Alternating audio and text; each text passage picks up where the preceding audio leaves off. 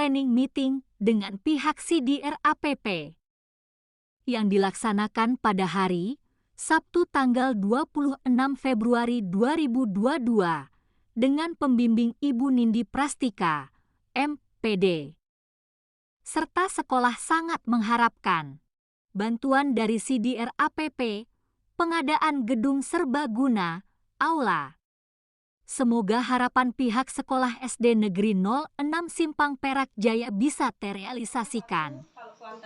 Nah, programnya sendiri itu adalah kerjasama dengan beberapa jurusan yang mensupport pabrik kita di sini. Jadi beberapa program itu sudah banyak mengambil siswa-siswi daerah yang tentunya ada di wilayah operasional untuk kemudian dimagangkan, kemudian kita ada program training yang nantinya akan diangkat jadi karyawan seperti itu. Kalau tahun lalu itu ada 2 siswa dari SMK Negeri 1 Kerinci Kanan yang kita ambil untuk program training, dan sekarang mereka sudah bertugas di estet Teso dan estet Basrah di area Kuansing dan Kampar. Itu terkait dengan operator alat berat. Gitu. Jadi mereka bertugas untuk proses pemanenan. Itu. Kemudian untuk beasiswa, kita juga ada program beasiswa SMA dan beasiswa S1. Ini SMA-nya tentu saja yang berasal dari wilayah kita. Kalau di sini biasanya ke SMA 1, kalau yang terdekat sini ya, bukan bicara Siak ya, tapi SMA 1 Pangkalan Kerinci, kemudian SMA 1 Pelalawan, itu kalau yang terdekat sini. Nah, kemudian juga beasiswa S1. Nah, beasiswa S1 ini biasanya kita merekrutnya melalui, kalau di sini Pak Desa apa Pak Lurah namanya?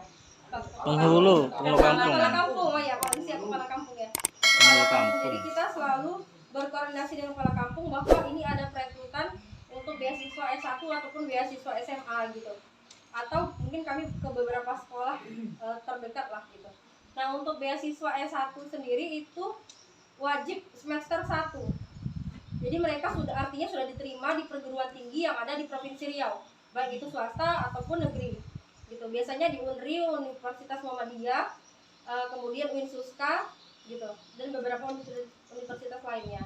Namun itu tadi mereka harus sudah duduk di universitas, diterima di universitas, dan juga untuk beberapa jurusan. Jadi tidak seluruh jurusan kita ambil untuk beasiswa.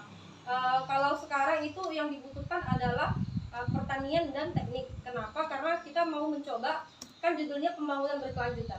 Dan program ini pun diharapkan berkelanjutan, di mana nanti dia lulus S1, selesai dengan beasiswa, kemudian dia rekrut untuk bekerja di pabrik atau perusahaan gitu, wilayah operasional kita. Makanya yang diminta pertanian, karena kan kita adalah pengelolaan hasil hutan ya kan.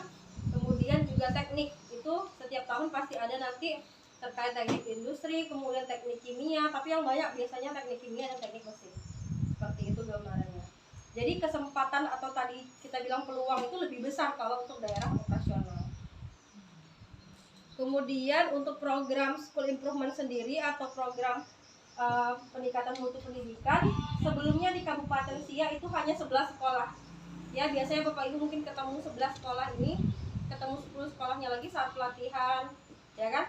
Nah, tahun 2022 ini kami menambah 34 sekolah lagi. Gitu. Jadi 45 sekolah di Kabupaten Siak. Ada 45 sekolah, di mana sebelumnya hanya ada 15 fasilitator daerah, mungkin diantaranya Bu Reidar sendiri, Bu Kepala Sekolah, dan Bu Lisna. Nah, kita sudah menambah 30 fasilitator daerah yang baru. Gitu. Kemudian program ini sekarang tidak lagi tujuan utamanya bukan lagi terkait dengan peningkatan akreditasi dan adiwiata, tetapi lebih fokus ke literasi dan numerasi serta pembelajaran efektif. Kenapa kita fokuskan ke literasi dan numerasi? Karena setelah dievaluasi masih banyak siswa-siswi SD, baik itu kelas 2, kelas 3 maupun bahkan kelas 5 yang belum bisa membaca dan paham apa yang dia baca. Artinya pemahaman bacaannya masih kurang dan masih banyak yang belum bisa menghitung dengan baik dan benar. Gitu. Apalagi di masa pandemi ya Bapak Ibu ya, sudah hampir masuk tahun ketiga kita ini, dan belum ada perubahannya sepertinya, ya kan? Malah semakin menjadi-jadi gitu. Iya. Jadi kalau saya bicara tahun lalu, siswa duduk di kelas 1 di tahun 2020 lalu, awal pandemi kan 2020 ya Bapak Ibu ya. Kita sempat terhenti pembelajaran tatap mukanya. Kelas 1 semester 2 waktu itu ya. Sekarang ada kelas 1 yang semester 2 di tahun 2020, sekarang kelas berapa? Kelas 3, ya kan? Guru kelas 3 sekarang pasti sadar bahwa apakah pemahaman atau pembelajaran pengetahuan siswa kelas 3 sekarang benar-benar yang seharusnya mereka dapatkan atau mereka peroleh untuk siswa kelas 3, atau makin menurun. Harusnya mereka sekarang kelas 3, tapi kita masih mengajarkan seperti di kelas 1 atau di kelas 2.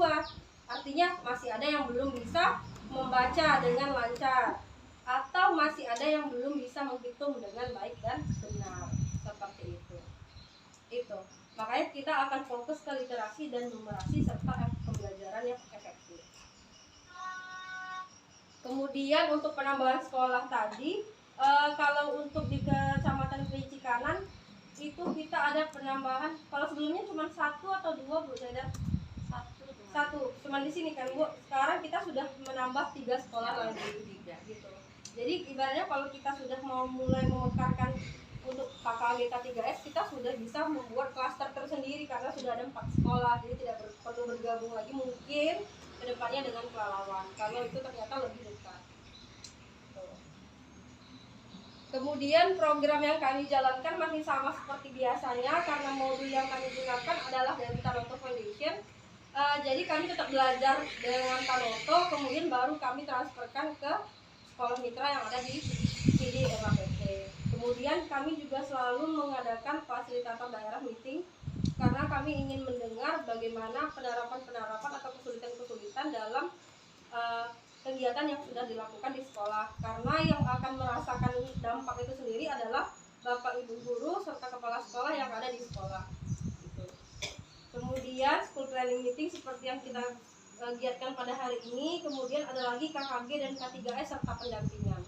Nah, KKG dan K3S serta pendampingan ini tujuannya adalah kita saling mentransfer ilmu antara satu sekolah dengan sekolah lain. Kalau hanya berharap dari kita antar sesama kita, mungkin itu ya seperti itu sajalah gitu. Karena karakteristik siswanya sama, karakteristik gurunya sama, secara umum sama. Jadi pasti tidak akan ada hal-hal baru yang lebih mungkin di sekolah lain tantangannya ini, mungkin tantangannya ini gitu. Kemudian ada juga survei EGRA-IGMA. Nah, survei EGRA-IGMA ini terkait kemampuan membaca dan berhitung siswa yang kami lakukan. Jadi program ini harus dievaluasi terus-menerus. Kalau hanya sekedar bicara di depan kemudian disampaikan materi tidak ada evaluasi juga sama saja gitu. Kita nggak akan tahu di mana titik kurangnya kita. Kemudian survei efektivitas pembelajaran juga seperti itu. Dan pelatihan modul. Kalau kemarin kita baru selesai modul 3 ya Bapak Ibu. Ada yang ikut kemarin dari sini Bapak Ibu modul 3? Ada, banyak. Rata-rata ikut ya Bapak Ibu ya. Waktu itu ya, jadi modul 3 ini lebih ditekankan kepada pembelajaran dalam hal itu mapel, walaupun sekarang pembelajaran di SD itu sudah tematik terpadu, ya kan? Tapi perlu keterampilan dalam pembelajaran yang kita tonjolkan dalam belajar sehingga siswa-siswi tidak merasa bosan seperti itu. Kemudian banyak hal kegiatan lain yang mungkin itu diikuti oleh Bapak Ibu Kepala Sekolah seperti stakeholder meeting yang lalu dilakukan di sini. Kemudian untuk rencana kegiatan dan evaluasi program. Nah, ini untuk efektivitas pembelajaran. Efektivitas pembelajaran itu diukur dengan 3 indikator, yaitu kepemimpinan dan pengelolaan sekolah. Tentunya oleh kepala sekolah, pengelola sekolah, komite sekolah, kemudian kualitas pembelajaran yang dilakukan oleh guru, serta hasil tes siswa. Nah, kalau sebelumnya mungkin Ibu Kepala Sekolah di stakeholder meeting dijelaskan secara umum se-Kabupaten Siak, kalau ini kita rincikan secara sekolah. Untuk di SDN 06 Simpang Perak Jaya sendiri, dari hasil baseline atau data awal di 2018 sebelum kami memulai kegiatan itu adalah untuk tes siswa yang warna biru di bawah sekali. Mungkin ini kelihatannya kuning semua ya Bapak Ibu ya? Enggak kan? Masih bisa ya dibedakan ya? Masih. Biru hitam Bu. Nah, jadi yang bawah sekali itu untuk hasil tes siswa Dimana kemarin kalau tesnya itu dilakukan ke siswa kelas 4 dan 5 ya.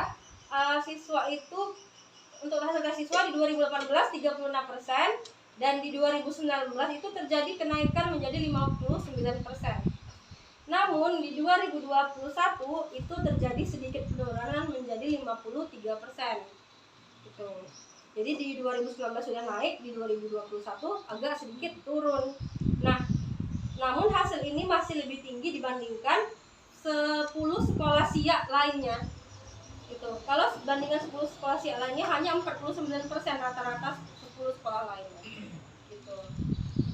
Kemudian untuk kualitas pembelajaran di 2018 itu angkanya adalah 40,5%. Kemudian di 2019 sudah naik menjadi 87,9%. Namun di 2021 itu tadi terjadi penurunan. Apakah mungkin karena kemarin kita sempat pertemuan tetap muka terbatas atau seperti apa? Itu menjadi 80,4%. Namun balik lagi kalau dibandingkan dengan 10 sekolah lainnya kita masih di atas rata-rata. Kemudian untuk kepemimpinan dan pengelolaan sekolah itu untuk di 2018 sekolah kita 58,5%. Kemudian di 2019 itu terjadi kenaikan menjadi 83,7% dan di 2021 itu naik sedikit 84%. Dibandingkan dengan sekolah lainnya yang ada di Siak, 10 sekolah mitra lainnya itu 64%. Jadi sebenarnya rata-rata kita naik, cuman hanya di bagian tes siswa mungkin ada sedikit penurunan dan kualitas pembelajaran. Nah, untuk kepemimpinan dan pengelolaan sekolah, kalau ditanya dari mana dapat data yang tadi, kalau tadi secara umum, ini kita pecah-pecah. Dari data yang tadi kita dapat dari sini. Yang jelas pertama adalah KKG yang menjadi efektif dan pelatihan bermutu diberikan. Artinya KKG yang Bapak Ibu ikuti, kemudian pelatihan bermutu itu diberikan, artinya diterapkan di sekolah. Nah, mungkin kemarin yang ikut pelatihan itu kan dibagi-bagi ya, ada kelas IPA, ada matematika, ya kan? Kan tidak seluruhnya satu orang mengikuti seluruh kelas kan, dibagi-bagi. Nah, mungkin bisa diagendakan sesekali KKG mini, misalnya dalam 1 bulan sekali atau 1 minggu sekali. Itu materi IPA misalnya kemarin yang ikut Bu Risna dan Bu siapa misalnya itu bergantian men-share materi IPA, kemudian men-share lagi materi matematika, men-share materi IPS seperti itu, sehingga itu menjadi lebih efektif dibandingkan dengan hanya satu orang yang memahami atau menguasai keterampilan IPA seperti itu. Kemudian sekolah melakukan kegiatan untuk menciptakan budaya baca di sekolah. Nah, bagaimana kepala sekolah melakukan kegiatan untuk menciptakan budaya baca di sekolah, misalnya dengan aturan seluruh guru harus memimpin siswanya membaca bersama di kelas 18 menit sebelum belajar, itu misalnya. Dan membaca ini juga bisa dilakukan di 15 menit sebelum pulang sekolah atau sebelum istirahat jam pertama gitu. Kemudian peningkatan partisipasi orang tua dan masyarakat dalam pembelajaran dan perbaikan lingkungan sekolah. Jadi partisipasi orang tua yang diharapkan itu tidak hanya dalam sekedar sumbangan, bukan hanya sekedar ikut datang hadir goro atau terima rapor, tapi juga dalam pembelajaran. Misalnya kalau kemarin kita sempat daring ya Bapak Ibu ya. Nah, bagaimana cara Bapak Ibu untuk berdiskusi dengan orang tua agar anak-anak ini tidak hanya belajar di sekolah, tetapi juga bisa belajar di rumah. Itu adalah bentuk dari partisipasi orang tua atau masyarakat dalam pembelajaran. Itu yang diharapkan. Jadi tidak hanya soal keuangan atau tidak hanya sekedar membantu gotong royong, tapi juga dalam pembelajaran.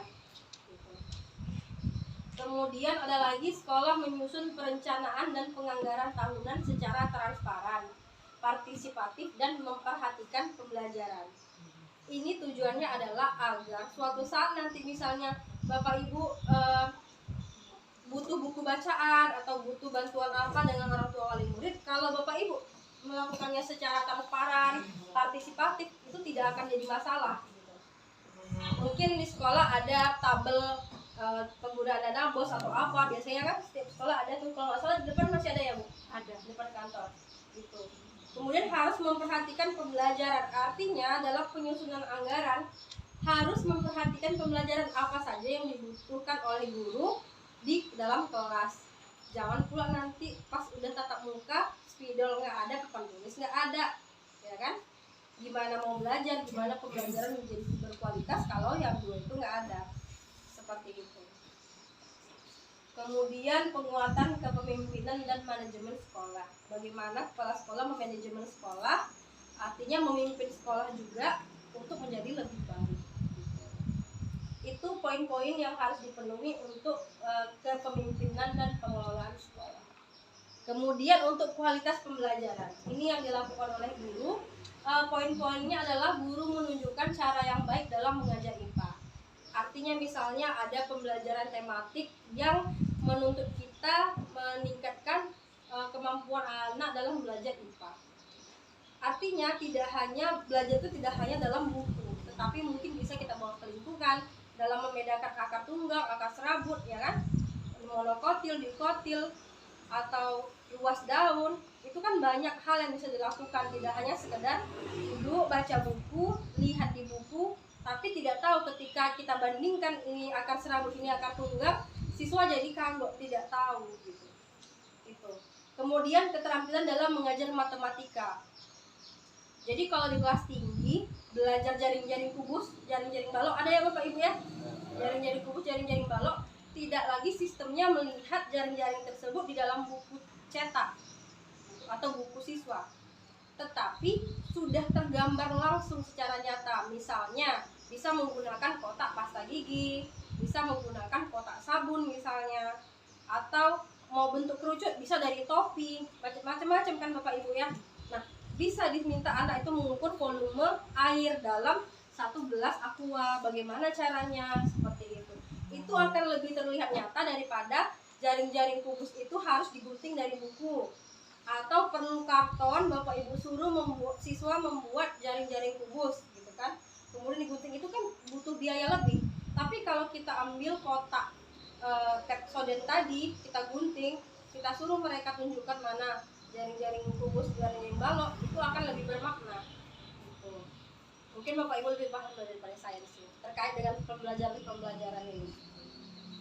Kemudian cara yang baik dalam mengajarkan bahasa Indonesia, ada nggak misalnya membuat poster, ya kan, atau mungkin membacakan cerita di depan kelas, masih banyak hal. Assalamualaikum warahmatullahi wabarakatuh. Waalaikumsalam warahmatullahi wabarakatuh. Mungkin saya yang awal-awal tadi Bu, yang program vokasi dan beasiswa tadi, tapi minta maaf kalau ini keluar dari ini kan. Jadi yang dikatakan tadi ada program vokasi dan beasiswa.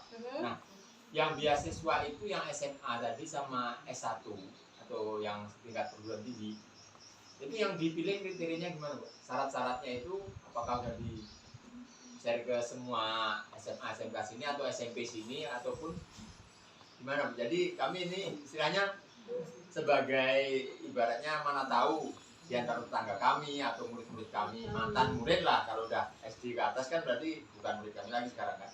Nah itu syarat-syaratnya apa Bu? Kalau untuk beasiswa SMA dan S1 itu yang jelas pertama adalah harus berada di wilayah operasional perusahaan. Biasanya kalau ada di wilayah operasional artinya seperti Bapak Ibu mungkin domisilinya di Pangkalan Kerinci, KTP-nya Pangkalan Kerinci, berarti itu ke Pangkalan Kerinci tepatnya. Dan itu masuk kalau kami kan di kalau Siak, Simpang Perak Jaya. Simpang Perak ya. Simpang Perak Jaya itu memang dia masuk Siak, tapi lebih khususnya itu ke mil, artinya dekat pabrik, itu masih di bawah koordinator wilayah Pelalawan. Jadi biasanya koordinator wilayah Pelalawan itu ada 3 nih wilayah pabrik, Simpang Perak Jaya, kemudian Sharing sama Lalang Kabung. Nah, mereka biasanya menemui kepala desa atau kepala lurah atau tadi kepala kampung untuk mensosialisasikan, oh ada beasiswa ini, ada beasiswa ini. Mereka akan langsung turun ke desa, karena apa? Rata-rata itu tuntutannya pasti ujung-ujungnya ke desa kan, jadi ke desa dulu, baru nanti mungkin ke sekolah-sekolah gitu. Nah, kalau di Kerinci ada SMA-nya di mana Bapak Ibu? SMK 1. SMK 1 sama SMA 1 mana? SMK 1. Oh, SMA 1 biasanya itu Nah, kalau dia dari Simpang Perak Jaya, artinya wilayah operasional kan, yang tadi saya sebutkan Simpang Perak Jaya, Sering, sama Lalang Kabung. Itu masuk wilayah operasional yang bagian sebagian kecil Pelalawan gitu. Karena dekatnya Pelalawan, jadi kan dalam situ. Nah, biasanya mereka akan datang ke kepala kampung tadi, mensosialisasikan syarat-syaratnya apa. Tapi yang jelas harus asli tempatan sini. Artinya orang tua dan kemudian anak tersebut memang asli orang sini. Gitu. Karena prioritas kita kan memang masyarakat tempatan. Gitu. Kemudian kurang mampu yang jelas. Kurang mampu biasanya kita ada foto rumah, kemudian juga ada ini dari desa rekomendasi bahwa mereka, orang tua ini memang kurang mampu. Kemudian juga nilai rapor 10 besar ya? Iya Bu, nilai rapor gitu. Nilai rapor memang harus diutamakan. Nah, kalau di Simpang Perak itu kemarin ada satu lagi beasiswa talent pool, beasiswa ikatan dinas. Kalau dari Simpang Perak ini namanya Sinovita, perempuan, tapi dia jurusannya teknik alat berat. Nah, kemarin kita coba ikutkan program, terus kemudian anaknya memang pintar, yang memang ibu mungkin tahu lah ya anaknya ya, pintar, jadi dia tuh bisa mengikuti dan IPK-nya ternyata tinggi di sana. Dia sudah masuk di D3 UNRI, TPK UNRI, teknologi pulp and kertas. Gitu. Memang jurusan-jurusan itu yang link sama perusahaan. Jadi kalau Bapak Ibu ingin mengarahkan anak-anak ini tadi, pilihlah jurusan pertanian, pilihlah jurusan teknik. Tapi balik lagi ke anaknya mau nggak, gitu. Jangan dipaksakan juga. Tapi kunci pokoknya tadi kurang mampu tadi Kak? Kurang mampu betul. Jadi walaupun pintar tapi kalau dia mampu berarti nggak termasuk bisa, karena prioritasnya itu. Kalau nggak itu nanti marah masyarakat Pak. Iya. Gitu. Kami memastikan aja. Iya. Jadi kalau Novita itu tahun kemarin, nah tahun ini itu tahun kemarin juga ada si Timotius namanya, saya kurang tahu daerah mana, tapi dia SMK 1 Perikanan. Timotius sama Arya. Dia baru lulus SMK tahun lalu. Itu dia di training dulu selama 6 bulan sama kami, kemudian kami lepaskan training di estet, dan sekarang barusan bulan Februari kemarin dia sudah diangkat jadi karyawan. Kerjanya itu harvesting, penebangan bahan untuk produksi di sini, seperti itu. Jadi sebenarnya kalau saya kasih gambaran, di RAPP itu kadang buka peluang ada, cuman balik lagi ke siswa atau ke anak ini mau nggak. Karena banyak yang mundur Bapak Ibu, terus terang aja. Siswa-siswi kita di sini kadang mau, awal-awal setelah dia mencoba, dia mundur karena dia merasa belum taraf untuk bekerja. Gitu. Padahal kan sayang, orang susah-susah kan masuk, ini udah masuk mundur. Ada beberapa tahun lalu juga kami ada 10 orang yang harusnya diangkat jadi karyawan. Akhirnya setelah mau di agreement atau mau diangkat, dia mundur. Alasannya mau kuliah gitu. Taman SMK, alasannya mau kuliah lah, alasannya mungkin orang tuanya ini tidak setuju anaknya jauh-jauh di hutan sana gitu. Padahal kan mereka tidak lagi membuang waktu untuk mencari kerja, umurnya tidak terpotong lagi untuk mencari kerja gitu. Itu sebenarnya. Jadi bukan yang Ibu Indi harapkan di sekolah manapun di atas sekolah binaan Bu Indi, pasti hasilnya lebih baik, terutama tentang meningkatkan literasi dan enumerasi gitu ya Bu Indi ya. Nah, kalau saran saya mohon kepada Bu Indi ya, harus, terutama saya dulu, harus diaktifkan Ibu Bapak komite kelas lagi. Karena komite kelas itu pengaruhnya sangat besar, pengaruhnya mantap. Pertama, kerjasama antara orang tua dengan guru, ya, kekompakan kita, hubungan silaturahim kita bagus antara guru kelas dengan orang tua muridnya. Bener nggak Ibu Bapak? Bagus nggak hubungan Bapak nanti kalau ketemu dengan ibu atau wali kelas, orang tua murid, karena adanya tentang komite kelas. Setelah itu adakanlah perlombaan yang akan menilai, tim penilainya saya berharap harus dari segi RAPP, misalnya kayak Bu Indi, kayak Pak Dede, Bu Neneng, Ibu Poni gitu loh Bu Indi. Itu sangat besar pengaruhnya terhadap kelasnya masing-masing, terutama tentang yang jangan mati suri tentang pojok baca tadi Bu Nindi. Setelah itu kami ada yang Bu Nindi bantu buku bacaan itu bisa kami pindahkan ke pojok baca bergiliran. Itulah maksud dan tujuan saya begini, karena COVID ini sebenarnya melandai dia. Rencana saya nih untuk tahun depan insya Allah saya aktifkan tentang komite kelas lagi Bu Bapak. Karena di dalam komite kelas itulah istilahnya pernah orang mengatakan, saya sering upload ke Facebook, Bu, sekolah ibu kok bisa bagus kayak gitu, bagaimana cara seperti kamar pengantin katanya. Bener, teman saya lagi chattingan dengan saya di Pekanbaru, ibu Ega namanya, teman saya waktu di SPG, dia sekolah teladan di Pekanbaru, kepala sekolah. Saya bilang itu hasil kerjasama orang tua murid dengan guru kelas, dengan pihak stakeholder dari sekolah. Kami mengadakan komite kelas namanya. Kami sudah bercoba-coba tapi payah untuk melaksanakan. Kalau ibu bisa terlaksana bagaimana? Ya saya bilangkan ada kerjasama dengan RAPP.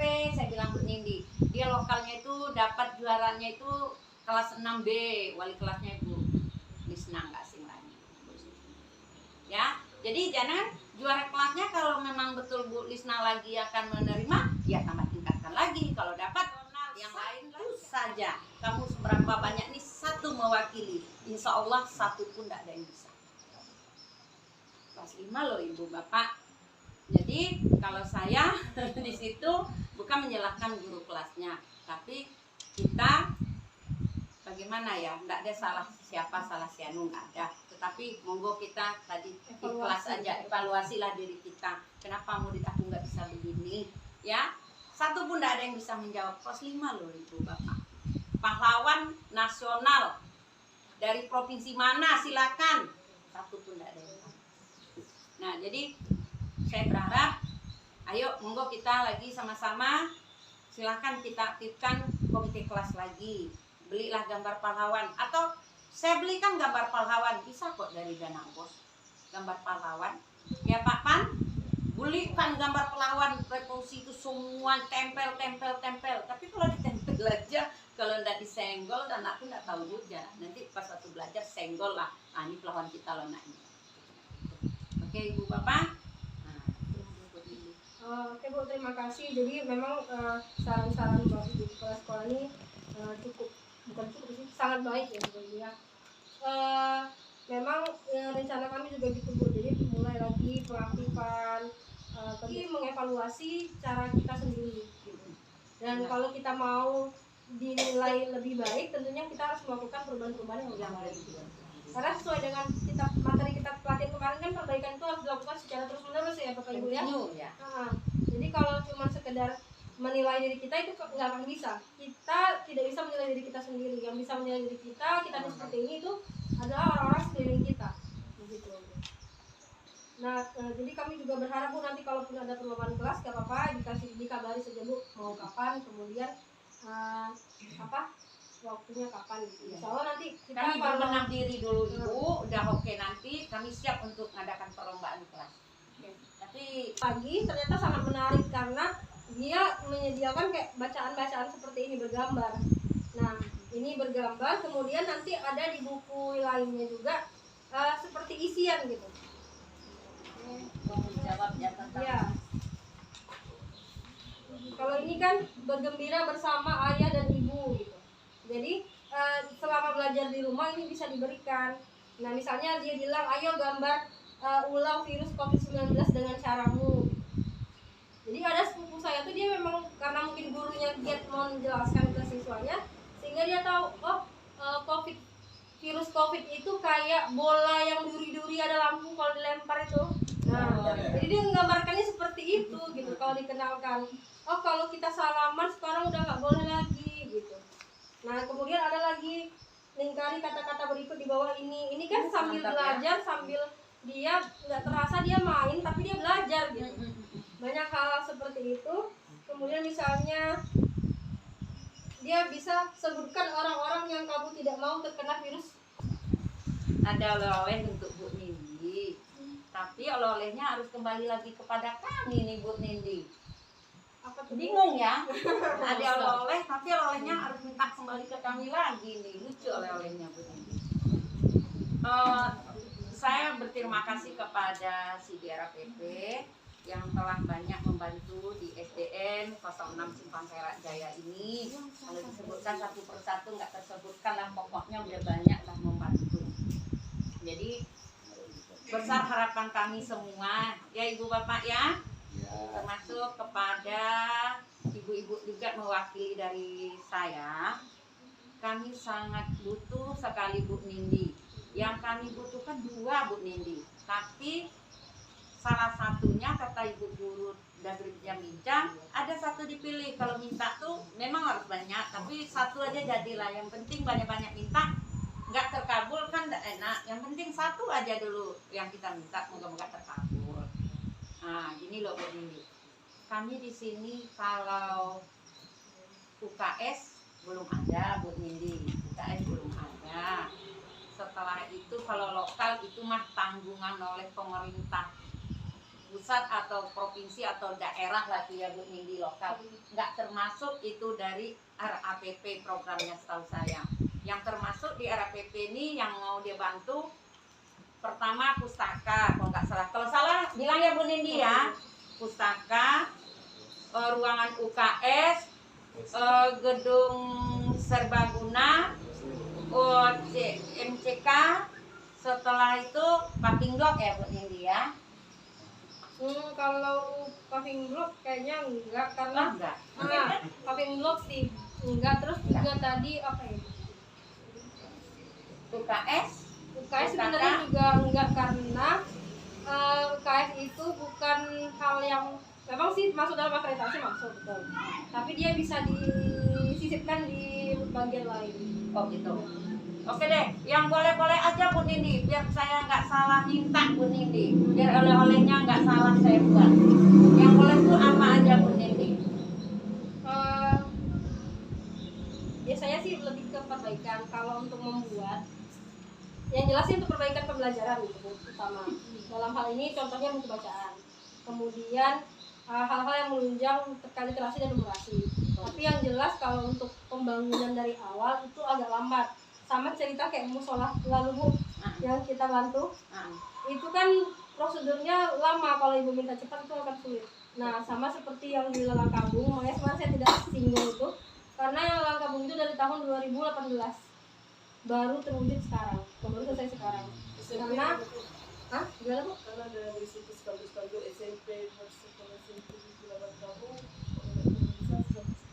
itu juga sama Bu, nggak bisa juga gitu. Biasanya untuk membuat itu bukan nggak bisa kita, karena itu pasti dari pemerintah dulu gitu. Yang SMP itu kan Bu, iya, spanduk-spanduk di situ banyak saya tengok. itu demo kan, bukan penganggaran, bukan perencanaan pembangunan, Iya, tapi demo masyarakat kan, aspirasi masyarakat. Jadi memang kalau untuk gedung sekolah, apalagi itu kan membuat sebuah instansi ya, sekolah itu biasanya nggak bisa kita, itu pasti dinas.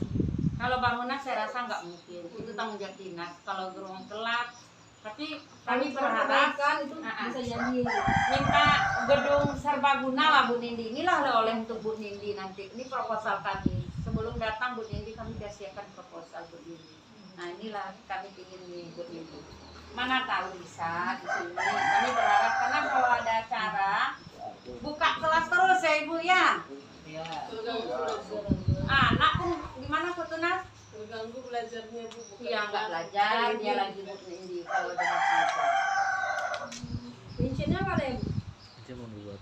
Yang penting langsung siap aja lah Bu Nindi. Kami nggak apa ya, kalau dapat RPP langsung buat gitu loh Bu Nindi. Nah, rinci-rinciannya nggak lagi buat sama RPP gitu loh. Nah, tentang school planning meeting pada siang hari ini sudah selesai. Lebih dan kurang saya mohon maaf. Assalamualaikum warahmatullahi wabarakatuh.